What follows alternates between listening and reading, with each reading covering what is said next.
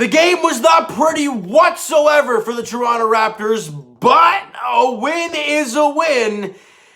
And they didn't deserve a full round of applause. That's why I gave them a little slow clap there. They win against the Charlotte Hornets, 111-108. The Gordon Hayward-less Charlotte Hornets, and to improve to 3-8 on the season. Everyone going tank for Cade, tank for Cade. I get that. I do. When your team is 2-8 and they really have no mojo, I get why people are thinking, hey, suck as much as possible, get the best player in the draft. I totally understand it. But I think we can all enjoy a win here, no matter how sloppy that game was.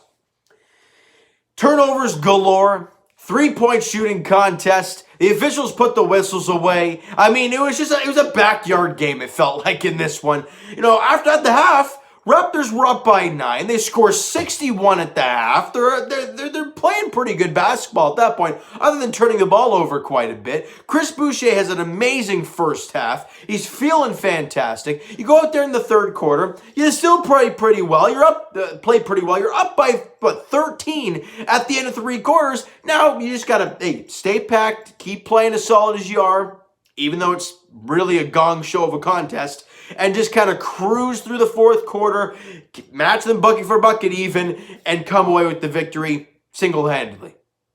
Well, that clearly was not the case for the Toronto Raptors, as all year long we've noticed this team in the fourth quarter finds a way to implode and just, no matter what lead they have, to give it up and to make us fret. You're not the Toronto Maple Leafs, guys. You're not supposed to do that.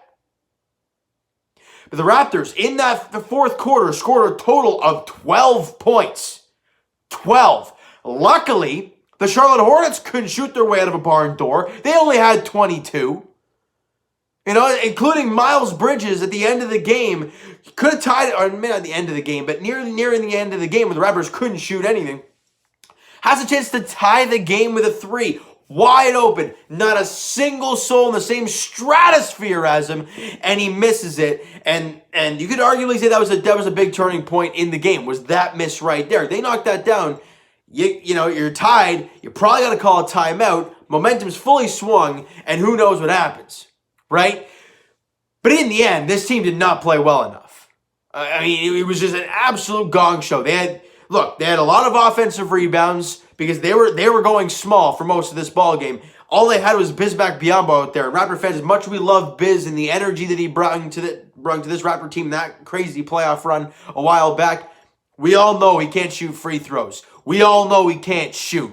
You know, he was basically, other than a shot blocker, he's kind of a liability out there. They had him out there for size and rebounding, but that was it. So when they needed shots, they needed to get back into the game, they're not going to have him out there. So that allowed the Raptors to get offensive boards after offensive boards, but they kept missing shots over and over and over and over and over and over again. And I'm like, what is happening here? You went from scoring 61 at the end of the first half, and then you can't make nothing by the end of the game. It was a wonky game, guys. Like I said earlier, the referees put their whistles away, but then they take them out for the nitty-bitty calls for both sides. So I'm like, what? I don't know what's going on at this point. It was a sloppy game. It really, really was. And the fact that they had a chance to win the ball game on tie the ball game on a buzzer beater 3, I mean, that would have just capped it off, this type of game, to tie it up and send this thing to overtime and just not get this thing over with already, right? It was that type of game. But as I always say in my videos, you have to take positives, even out of wins, even after sloppy wins, you got to find a way to take some positives. And I think the one glaring positive from today's ball game is Chris Boucher. He's continuing to show us how impressive, how much better he has gotten. The energy that he brings. Look, when we all know that Chris Boucher can grab rebounds, we all knew he could block shots. That was never in question. The question was, can he, you know, how is he with running the floor, and how is he with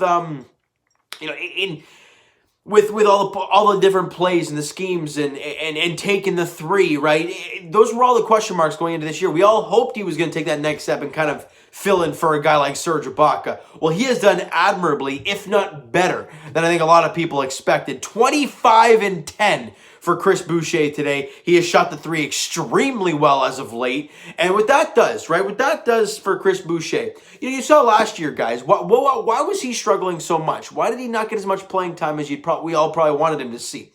Well, without being with the inability to shoot the three as he had last year, players are going to play off him. They're like, all right, you take that three, brick. Now you got to drive on me. And that's where he gets the tough shots, and that's where things go wrong. He doesn't get the points, and then his butt's on the bench. You got to have that extra weapon. So what has he been doing for most of this season? He started the year slow from three, but as of late, he has shot the three extremely well. That is making the big guys cover him, allowing so many other things to flow in the offense, and that's what you'd love to see from Chris Boucher. He's having one heck of a season. Kyle Lowry had a double-double, 16 and 12, so good job by him. But other than those two guys, maybe OG as well. He shot the ball pretty well. Other than those two guys, though, percentage-wise, you didn't see a whole lot. You know, Siakam had an off night, but still, I think he still had 15 and like 7 and 5 or something like that. So not a terrible contest, but you didn't see him show his offensive. You know, he didn't really take control of the offense at any point in this game, but that's okay. You know, facilitate the ball and get that ball humming. And the guys, that's another thing. Another great thing from today's ball game is the ball movement. It was moving like crazy. You were getting a lot of wide open shots, but you were just missing a lot of shots. 53s? Are you kidding me? And again, Norman Powell. Okay, I think I've learned about Norman Powell, guys. I think I've learned about him quite a bit. When he forces his shot, you know, when you see him attacking the rim and he's trying to go over a guy, or he's trying to go in through a guy or through two guys, he's trying to do way too much. That's Norman Powell of old. What did we see pre-bubble Norman Powell? He's taking what the defense is giving him.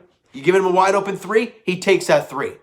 He looks so indecisive about what he's doing. And then when he makes up his mind, how many times, guys, if you go back to Norman Powell footage over the last 3 or 4 games or so, or even the entire season really, I feel like a lot of plays he's rushing and the ball is going off his fingertips and out of bounds, or when he drives into the lane, he's losing the ball, or it feels like that's happening a lot with Norman Powell, whether that's the indecisiveness or the trying to do too much. I don't know what it is, but Norman Powell really hasn't found his stride yet this year.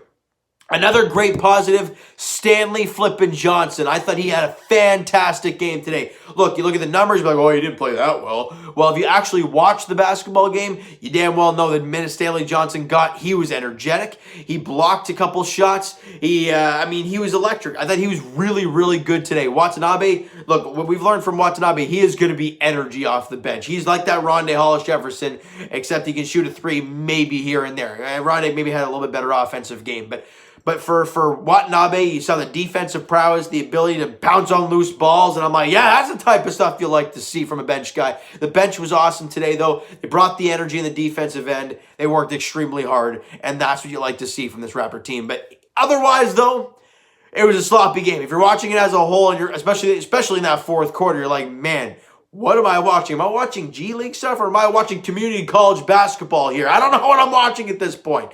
But no matter what, you won the ball game, as sloppy as it was, and they didn't have Gordon Hayward. It doesn't matter. You know what that means? It's W no matter what. You went from 2-8 to 3-8. So that's that. Question is, can you go to 4-8? Saturday, Raptors play the same damn team. Charlotte Hornets, I think it's a 7:30 tip-off at Emily Arena. Again, they're playing basically, you know, I would say back-to-back because there's one day in between, but back-to-back games for both of these teams are against the same team, in the same arena, all right? So, guys, look. I know people want us to tank for Cade. I get that. I see the comments a lot, and I see it on Instagram and Twitter and all over the place. But I don't know what this team is about with this Raptor team we have right now. People can say, well, they're garbage. Well, you can see the record, and you can say, no, hey, of course they are. They're 3-8. They're not good. But you see flashes. Like the first half today. Like basically 9 times out of 10 the last 2 games before. You've seen great things. You just haven't been able to mix it with 48 minutes.